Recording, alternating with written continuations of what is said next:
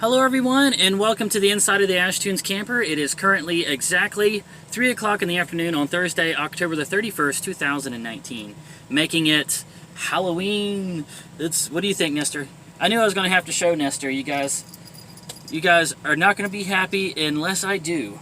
Watch this. This is something I haven't showed you guys yet. Normally, cats really like it when you like scratch this area right here above their tail. Yeah, so, you know, a lot of them just like it. You know, they'll actually turn around and show it to you because they want you to scratch that area. This cat is very different. Watch what happens when I do that. Stop it! Stop it! I hate that! He can't stand it. It pisses him off. Here, I'm going to try it again. Ah, stop it! Okay, Nestor, okay. Let me get your toy back. Here, play with your toy.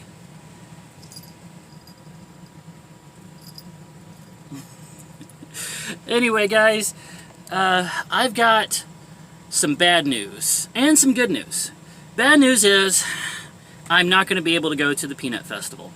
The Peanut Festival in Dothan, Alabama, like I've been promising, so I apologize ahead of time to all you guys that were planning on coming out and seeing me there. But I got a call from the manager, and it turns out I'm not the only one that wants that show. There was a lot of other artists that wanted it and were willing to be there for the entire show. And being as I was an artist that could only be there for the second half, I kind of got second billing, and they got overstaffed. And they didn't want to have me out there because it would have spread things too thin, which I totally understand. So they gave me the option to instead go to something called the Coastal Carolina Fair in Ladson, South Carolina. On a positive note, Lo is going to be there. Lo Fluidity, who you guys have seen in a lot of my videos. She's always a lot of fun to hang out with. We did a lot of stuff together during the Three Rivers Festival, as well as tons of stuff at the beginning of the year. She's going to be there, and also the other Danielle is going to be there. She's more of an introvert. I don't think you guys have heard her speak yet, but she's starting to warm up to the camera, has done a little bit of waving at the camera. So it's going to be me and the two girls out there, and I believe it's going to be a lot of fun. And so we'll see what kind of shenanigans we can get up to out there on the South Carolina coast. But unfortunately, can't be at the Peanut Festival. Here's the details for you guys.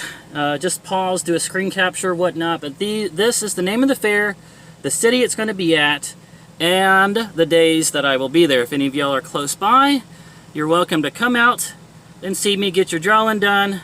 Be glad to give you a little hug, shake your hand, chat for a little while, have a fun little meetup.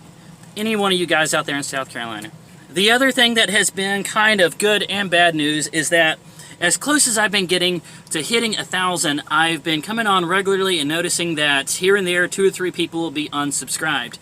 Now, over the past few weeks, I've been putting up a lot of material that I feel has been just as well edited and just as entertaining. It's not exceptional, but it's just as good as what I have normally put up that built the channel to where it is now. And so I don't think people are really unsubscribing. I was kind of warned about this happening whenever I got close to 1,000. And that is, I think YouTube is just going through and randomly unsubscribing people. And I even had one of my regular viewers and somebody that leaves a lot of comments and even participates in a lot of live streams, you guys might know, funeral host, left a comment saying that he went in one day and YouTube had just unsubscribed him. And so I think that is what has been happening, and I have no idea how to counter that, how to combat that. Other than to say that if you're watching this right now, go check your subscription, because YouTube might have kicked you out, and you might have to manually resubscribe and return on notifications. And if you've got any friends or family that you have told about and got to subscribe to this channel, you might want to send them a little text or something, tell them to go check their account as well, and make sure that they're still subscribed, because they might also need to go in and resubscribe manually. Anyway, hopefully once some of you guys get up in there and redo that, we'll bump those numbers up and finally get that. I think I need 24, 25 more new subscribers to finally hit that 1,000. Alright, so that's it. And now that we're already a few minutes in, let's get on to the actual content of what this video is going to be about. And that is telling you guys a scary story. I'm not going to call it a ghost story because I don't think it involves any ghost, but it's definitely a scary story. A Halloween scary story that is actually a true story. It really happened to me, and I'm even going to lace in some videos that I took while it was happening. So stick around.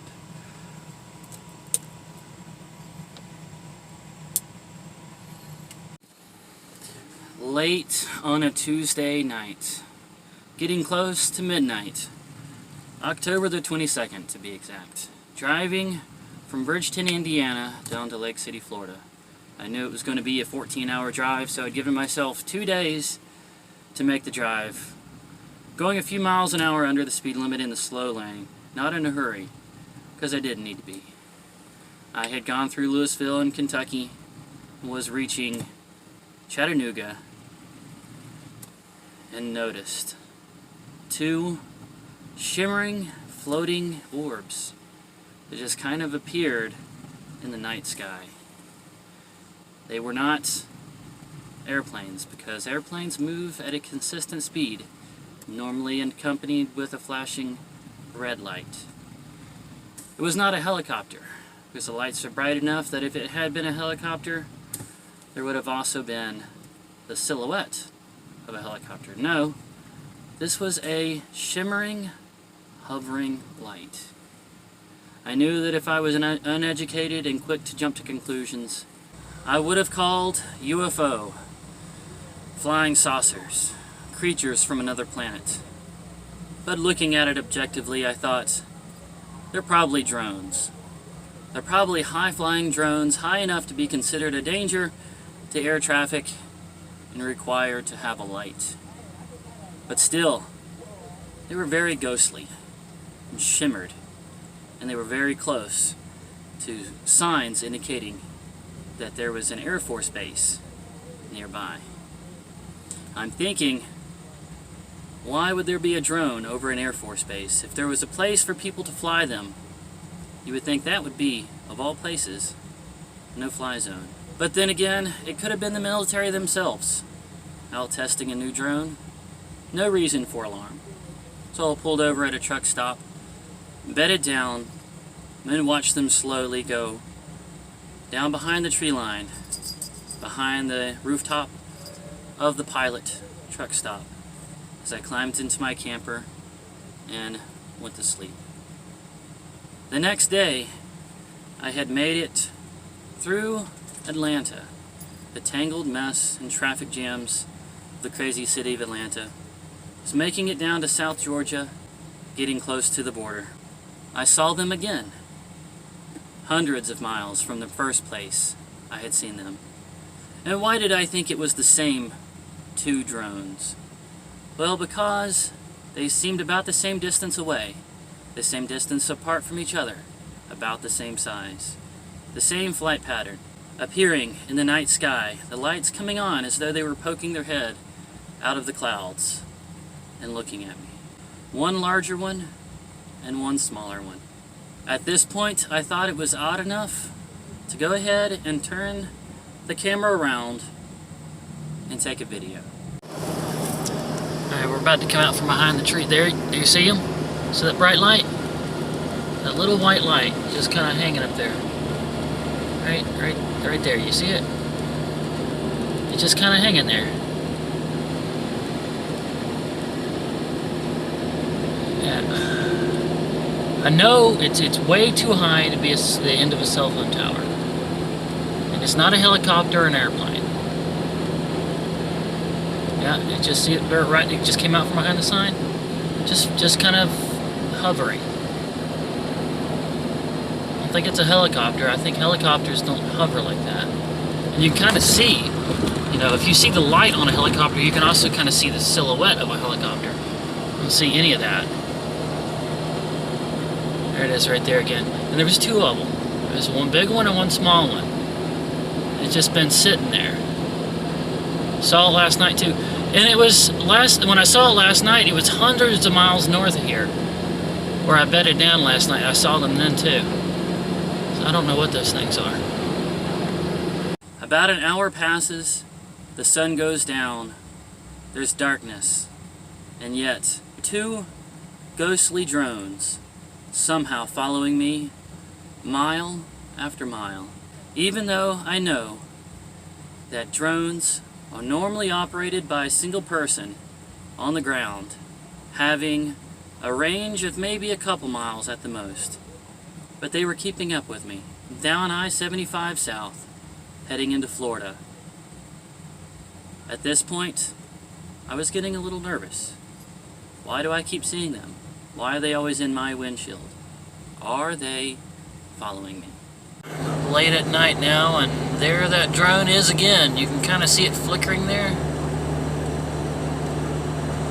It's right there in my windshield every time for the last 2 nights, traveling hundreds of miles.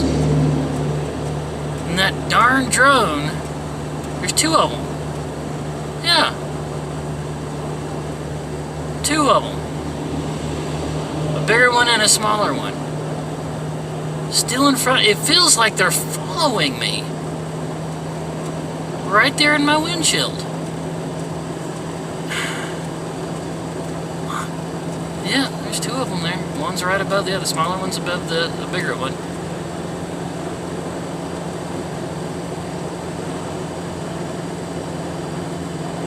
Why are they traveling with me?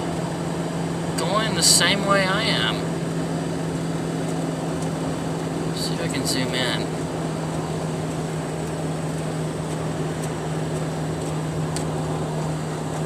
Yeah, you see that? Flash. Flash. Yeah, right there, that little blinky blink.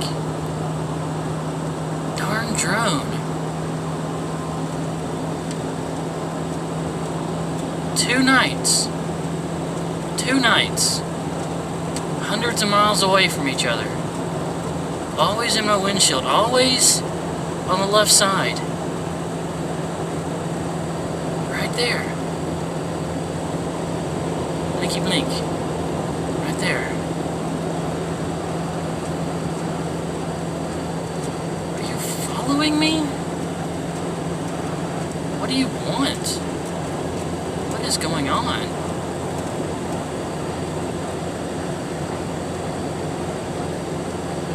It's going lower now.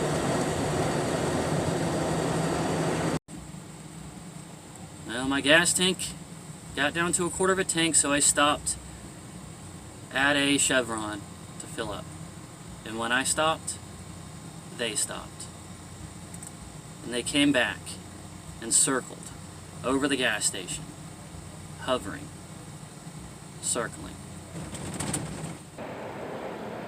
It's like when I stop, they stop. Come back around. It's like right here. See that? Kind of blinking a little bit.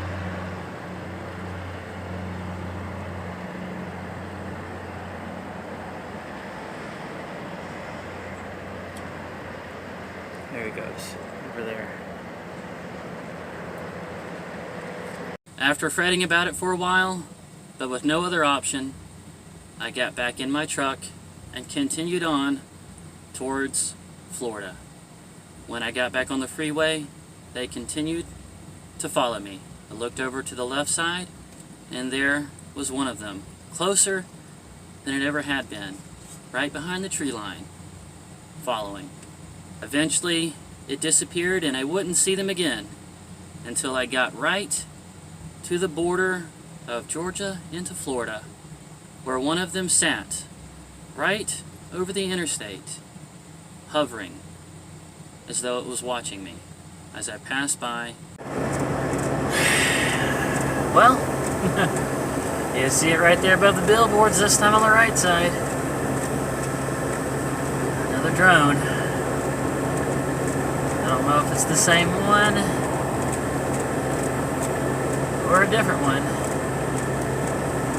but it's acting the same. It's too high to be a tower. It's flickering a little bit. Just kind of hovering there.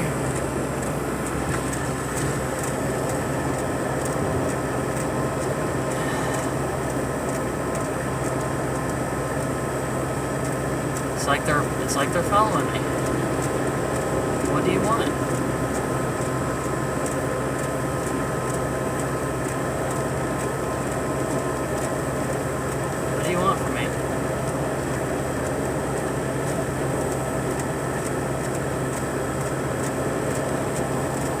hovering there, blinking.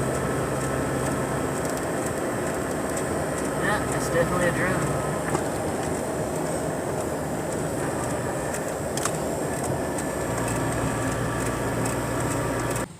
Half a mile later, reaching the border of Florida.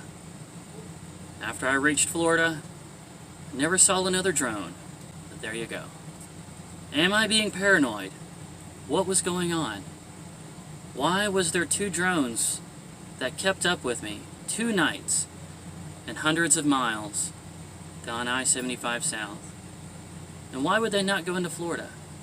Why were they hovering right above the border? Am I paranoid? Is this something I need to be worried about? Why would anybody want to spy on or watch a little YouTubing caricaturist that works at fairs and festivals? I don't know. If they have any questions at all they need to do is come and ask. Why would they follow me? Why would they spy on me from hundreds of feet? I have a YouTube channel. You're welcome to watch and come along. So are you guys. That's it for this one. Hope you guys enjoyed it. Happy Halloween to everyone. And I look forward to seeing you in the next one.